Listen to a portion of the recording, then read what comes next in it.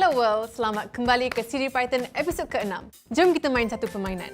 Saya fikirkan satu nombor antara 1 dan 3 dan anda teka nombor yang saya pilih. Jika anda teka 1 atau 3, anda salah. Saya sedang fikirkan nombor 2. Hari ini kita akan cipta sebuah permainan meneka nombor. Tetapi bukan teka nombor yang saya fikirkan, tetapi teka nombor apa yang komputer fikirkan.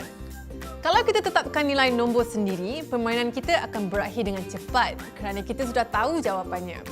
Permainan kita pasti lebih seronok jika kita biarkan komputer tentukan nombor secara rawak.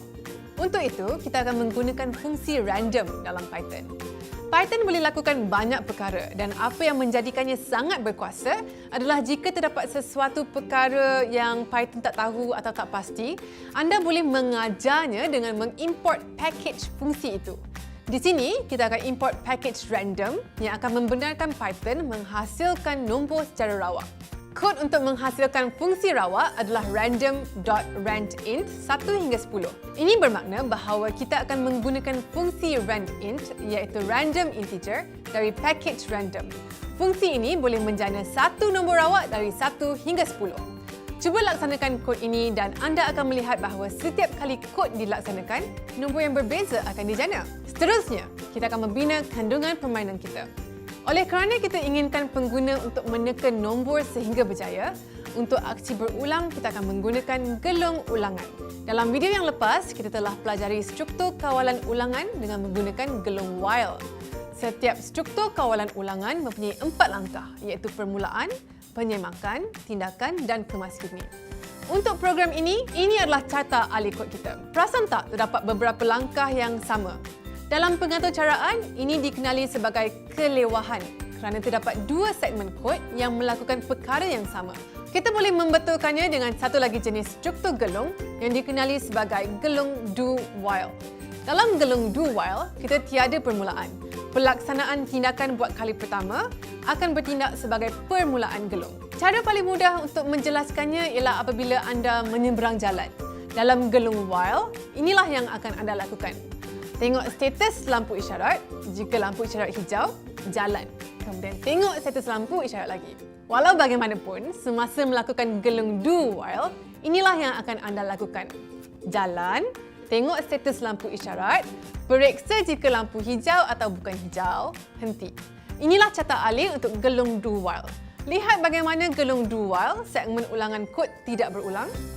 Kita menggunakan gelong do while jika kita ingin gelong dilaksanakan sekurang-kurangnya sekali. Gelong do while memastikan bahawa kita akan sentiasa memasuki gelong terlebih dahulu dan kita akan keluar dari gelong apabila syarat keluar gelong dipenuhi. Inilah segmen atau cara untuk gelong do while.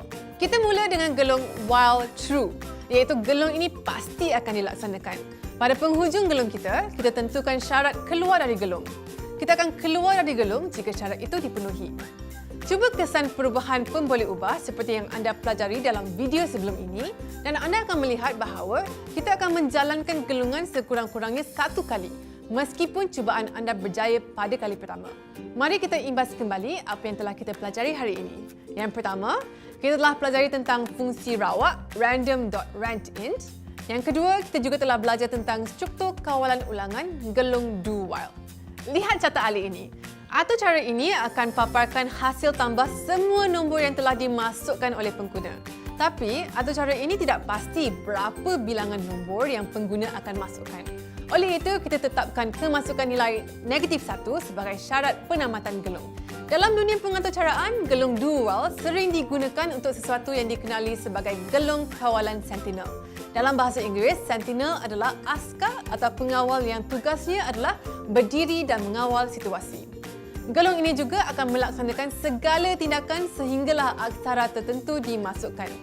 Tugas anda, tukarkan carta alih ini kepada atur cara yang sebenar. Selamat mencuba!